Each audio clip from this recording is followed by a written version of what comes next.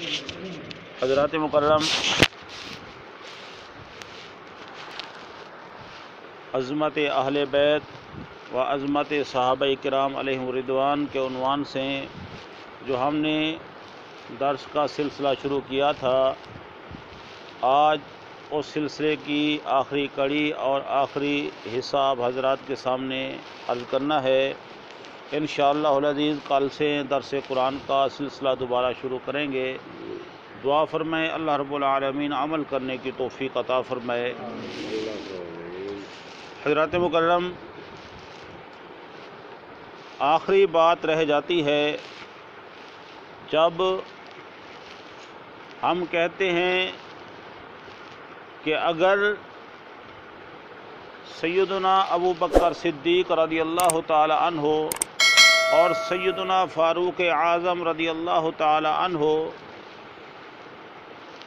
دشمن اہل بیت تھے معاذ اللہ، یا سیدہ طیبہ طاہرہ سیدہ فاطمہ الزہرا سلام اللہ علیہا کے دشمن تھے، یا ان کے حقوق غصب کرنے والے تھے، تو ایسی صورت میں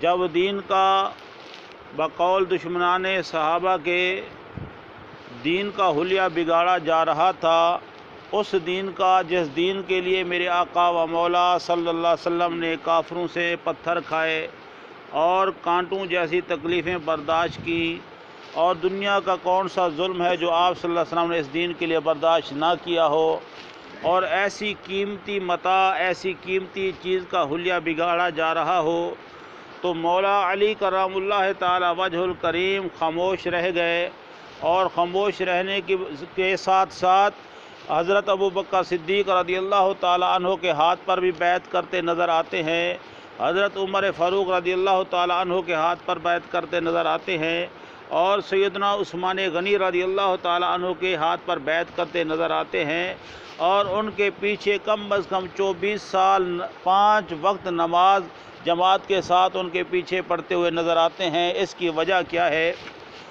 کہ جب وہ مطلب کہ ہر طرح سے سمجھتے ہو کہ وہ دیندار نہیں تھے، تو ایسے لوگوں کے پیچھے نماز پڑھنا، ایسے لوگوں کے ہاتھ پر بیعت کرنا حضرت امام حسین کو کیسے مطلب کہ روا ہو سکتا ہے، کیسے ان کو زیب دیتا ہے؟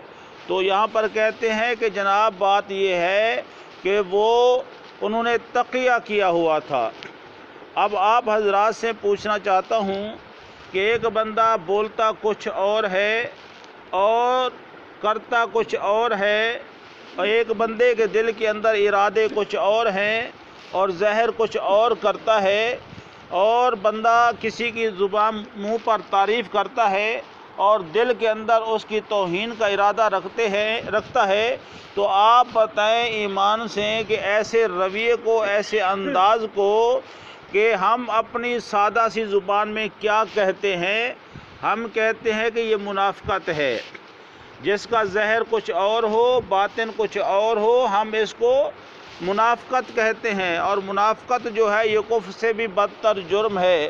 حضرات مکرم یاد رکھ لیجئے، پہلی بات، ہم مولا علی کرام اللہ تعالی وجہ الکریم اور اہل بیت اطہار کے ہر فرد کے متعلق یہ عقیدہ رکھتے ہیں کہ ہمارا عقیدہ ہے کہ اہل بیت اطہار یعنی سر سے لے کر پاؤں تک سچ ہی سچ ہیں، کیونکہ یہ خانوادہ رسول ہیں، ان کی رگوں میں نبی پاک صلی اللہ علیہ وسلم کا خون ہے، یہ تربیت یافتہ مصطفیٰ صلی اللہ علیہ وسلم ہیں، یہ اونچے خاندان والے ہیں، اور ان کی شان بہت ہی اونچی ہے۔ اعلیٰ حضرت رحمۃ اللہ علیہ نے بہت ہی زبردست انداز میں ارشاد فرمایا تیری نسل پاک میں ہے بچہ بچہ نور کا، تو ہے نور عین تیرا سب گھرانہ نور کا۔ ہمارا عقیدہ یہ ہے ان کے متعلق، ہم کہتے ہیں ان کا اٹھنا بھی حق ہے، ان کا بیٹھنا بھی حق ہے، ان کا چلنا بھی حق ہے، اور ان کا یعنی بولنا بھی حق ہے۔ یہ جہاں چلے جائیں سمجھ لو کہ حق ان کے ساتھ ہے، کیونکہ رسول اللہ صلی اللہ علیہ وسلم نے خود ارشاد فرمایا حق علی کے ساتھ ہے اور علی حق کے ساتھ ہے۔ دوسری روایت کے اندر ارشاد فرمایا قرآن علی کے ساتھ ہے اور علی قرآن کے ساتھ ہے۔ فرمایا یہ جدا نہیں ہوں گے حتیٰ کہ یہ حوض کوثر پر اکٹھے میرے پاس تشریف لائیں گے، حاضر ہوں گے۔ حضرات مکرم، ہمارا یہ عقیدہ ہے اور میں آپ کو اس پر ایک دلیل بھی دیتا ہوں، چاہے اس یعنی روایت کی صحت جو کچھ بھی ہو، میں یہ واقعہ بہت ہی مشہور ہے، ہر مسلک کے لوگوں نے اس کو بیان کیا ہے، معتمد علماء نے بیان کیا ہے کہ حضرات مکرم عید کی رات ہے، حسنین کریمین نے اماں جان سے عرض کی اماں حضور ہمارے کپڑے، عید کے کپڑے کہاں ہیں؟ حالانکہ اس وقت گھر میں فاقہ تھا، کپڑے خریدنے کی فرصت نہیں تھی، طاقت نہیں تھی، لیکن آپ نے اس بات کے پیش نظر کہ آقا دو جہاں صلی اللہ علیہ وسلم نے فرمایا تھا، میری فاطمہ میرے حسین کو نہ رلایا کر، جب یہ روتا ہے میرا دل دکھتا ہے۔ سمجھ لیجئے جب دل مصطفیٰ دکھتا ہے تو رب کا عرش بھی ہل جاتا ہے، یعنی یہ قیمت ہے امام حسین کے رونے کی۔ فرمایا کہ اماں جان ہمارے کپڑے عید کے، اور اس انداز سے پوچھا تھا کہ اگر بچے کو کہتی نا بیٹا نہیں لیے تو بچہ رو پڑتا، تو یعنی قلب مصطفیٰ صلی اللہ علیہ وسلم دکھ جاتا، تو آپ نے فرمایا بیٹا تمہارے کپڑے درزی لے آئے گا، پریشان نہ ہوں، آپ کے کپڑے درزی لے آئے گا۔ آپ نے یہ فرمایا، حالانکہ درزی کو کپڑے نہیں دیے ہوئے تھے، آپ نے یہ نہیں فرمایا درزی کو دیے ہیں وہ لے آئے گا، نہیں فرمایا درزی لے آئے گا، دینے کی بات نہیں کی تھی۔ لیکن جب شام کو عشاء کی نماز پڑھ لی، بچے سو گئے، مصلی بچھایا، عرض کی مولا میں نے بچے سے زبان کی ہے، مہربانی فرما اس کے کپڑوں کا اہتمام فرما دے۔ جب صبح ہوئی اور دروازہ کھٹکھٹایا گیا، آواز آئی تو پہر گئے، کون؟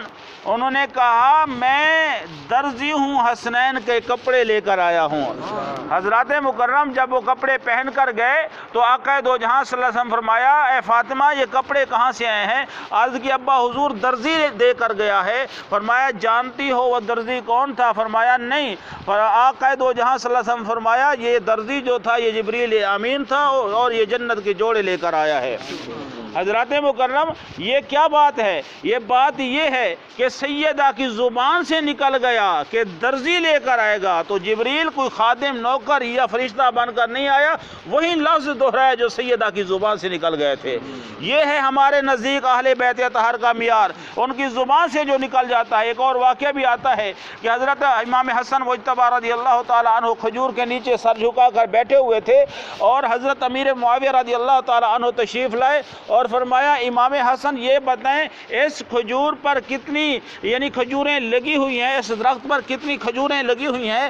آپ نے سر نہیں اٹھایا، یہ دیکھا نہیں کتنی کھجوریں لگی ہوئی ہیں۔ آپ نے فرمایا اس پر 5000 یعنی 6666 کھجوریں لگی ہوئی ہیں۔ حضرت امیر معاویہ رضی اللہ تعالیٰ نے فوج کو فرمایا اس کو اتارو، تمام کھجوریں اتاری گئی اور تمام کی گنتی کی گئی، اور جب گنتی کی گئی تو واقعی وہ 6666 کھجوریں تھیں۔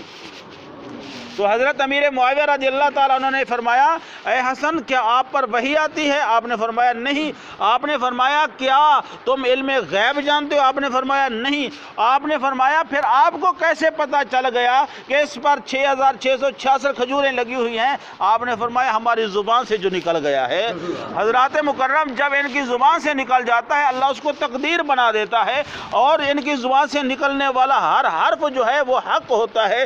حضرات مکرم لیکن یار لوگ حضرت ابو بکر صدیق، حضرت عمر فاروق رضی اللہ تعالیٰ عنہ کے بغض میں حضرت علی کرم اللہ تعالیٰ وجہ پر اتنا بڑا گھنونا اور اتنا بڑا یعنی الزام لگا دیتے ہیں کہ جناب انہوں نے تقیہ کیا ہوا تھا۔ تقیہ سے مراد یہ ہے جیسا میں نے پہلے آپ کو عرض کیا ہے، ظاہر کچھ ہو باطن کچھ ہو، ارادے کچھ ہوں کام کچھ ہو، اس کو منافقت کہا جاتا ہے۔ اور سور کا نام بھینس رکھ دیں پھر بھی وہ حرام ہے، اور سور کا نام غیر رکھ دیں پھر بھی وہ حرام ہے۔ منافقت کا نام مصلحت رکھ دیں پھر بھی حرام ہے، منافقت کا نام تقیہ رکھ دیں پھر بھی حرام ہے۔ اور جو فعل حرام ہے وہ اہل بیت اطہار کا کردار نہیں ہو سکتا، کیونکہ اہل بیت اطہار کا کردار جو ہے وہ ہمیشہ حق رہا ہے۔ اور میرے نبی نے فرمایا قرآن علی کے ساتھ ہے اور علی قرآن کے ساتھ ہے، یہ جدا نہیں ہوں گے حتیٰ کہ حوض پر میرے پاس اکٹھے آئیں گے۔ حضرات مکرم یہی قرآن اعلان کرتا ہے یا ایھا الذین آمنوا اتقوا اللہ یا ایھا الذین آمنوا اتقوا اللہ کونوا مع الصادقین۔ فرمایا اے ایمان والو اللہ سے ڈرو اور حق یعنی سچے لوگوں کے ساتھ ہو جاؤ۔ تو ہم دیکھتے ہیں تاریخ کے اندر حضرت ابو بکر صدیق کا ساتھی علی نظر آتا ہے، عمر فاروق رضی اللہ تعالیٰ عنہ کا ساتھی مولا علی نظر آتا ہے، اور عثمان غنی رضی اللہ تعالیٰ عنہ کا ساتھی مولا علی نظر آتا ہے۔ مطلب کیا ہوا؟ قرآن علی کے ساتھ ہے اور علی قرآن کے ساتھ ہے۔ قرآن کا حکم ہے سچوں کے ساتھ ہو جاؤ، اور علی صدیق کے ساتھ نظر آتا ہے۔ مطلب یہ ہوا کہ صدیق بھی سچا ہے، علی عمر کے ساتھ نظر آتا ہے۔ مطلب کیا ہوا کہ عمر بھی سچا ہے اور علی عثمان غنی کے ساتھ نظر آتا ہے۔ مطلب کیا ہوا؟ عثمان غنی بھی سچا ہے، اور جو ان کے مد مقابل ہیں وہ سر سے لے کر پاؤں تک جھوٹے ہی جھوٹے ہیں، کیونکہ ان کے ساتھ صدیق ہے، ان کے ساتھ مولا علی ہے، ان کے ساتھ امام حسن مجتبیٰ ہے، ان کے ساتھ امام حسین ہے، اور ان کے ساتھ سیدہ طیبہ طاہرہ فاطمہ الزہرا سلام اللہ علیہا ہے۔ اور ان کا مقام تو یہ ہے، صدیق اکبر رضی اللہ تعالیٰ عنہ کا جب وصال باکمال ہو جاتا ہے، آپ نے آخری وصیت کی، یارو ایسا کرنا جب میں فوت ہو جاؤں میرا جنازہ لے کر میرے محبوب کے درے اقدس پہ لے جانا، روضہ رسول پہ لے جانا، اور وہاں جا کر کہنا یا رسول اللہ صلی اللہ علیہ وسلم تمہارا حجر کا ساتھ، تمہارا سفر کا ساتھی، تمہارا حجر کا ساتھی، تمہارا اس غار کا ساتھی آج تمہاری مزار کا ساتھی بننا چاہتا ہے، اجازت ہو تو اس کو آپ کے ساتھ سلا دیا جائے، نہیں تو جنت البقیع میں لے جائیں۔ حضرات مکرم جنازہ رکھ دیا جاتا ہے، دروازہ بند ہے اور کنڈی لگی ہوئی ہے، باہر کھڑے ہو کر آواز دے رہے ہیں یا رسول اللہ صلی اللہ علیہ وسلم آپ کا ساتھی، آپ کا رفیق، حضر سفر کا ساتھی صدیق اکبر آج آپ کے مزار کا ساتھی بننا چاہتا ہے، اگر حکم ہو اجازت ہو تو ان کو ساتھ سلا دیں۔ حضرات مکرم خدا کی قسم یہ تاریخ کے اوراق میں لکھا ہوا ہے،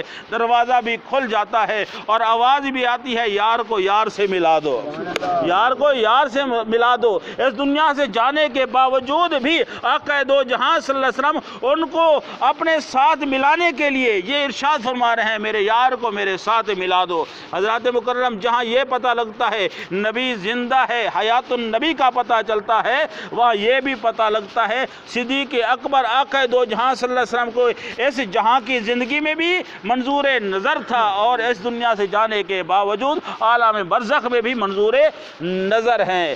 دعا فرمائے اللہ رب العالمین آپ سب کو اور مجھ گناہگار سیاکار کو عمل کرنے کی توفیق عطا فرمائے۔